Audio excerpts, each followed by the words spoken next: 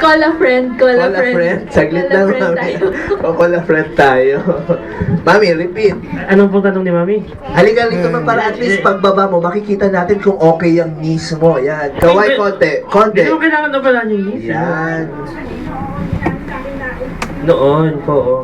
Sabi niya, pag huwag na lang daw kasi pag pinusion pa yung nakaganon na lang daw daliri ko, paghawak ko daw ng kutsara, ganun na. Fusion. If-fuse. Ano, i-fuse pa natin yan? Medyo... Kasi nun para daw mawala yung sakit, yun ang ina-advise dun po sa akin. Hindi, kung dati, yung active talaga yung rheumatoid arthritis, ang the best na gawin dyan is i-control yung activity.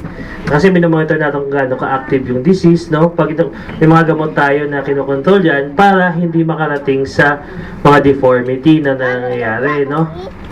So, kung dati, in-advise ka na i-fuse na yan, malamang after nun, hindi mo na magagamit, no?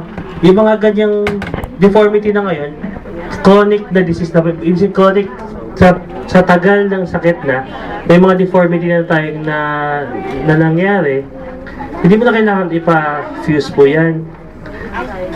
Pero hindi ko na masasabing na yung dati, in-advise ka, na may sense yung advice sa'yo, pero siguro kung akong titingin dati siguro sa mga edad yung activity ng disease yung nag-focus tayo doon. Actually, kasi like yung dati kasi siguro ang concern mo is yung cosmetic problem. Like pangit siya, hindi siya diretso, parang ganon. So kaya yun yung naging advice sa'yo na for fusion siya, para gumanda siya, ganon. Pero right now, yun nga, since na-diagnose ka na rheumatoid arthritis, since nag-i-inflame yan, hindi pa siya ganon ka-control na baka nag-i-inflame pa yan. So, nagsuswell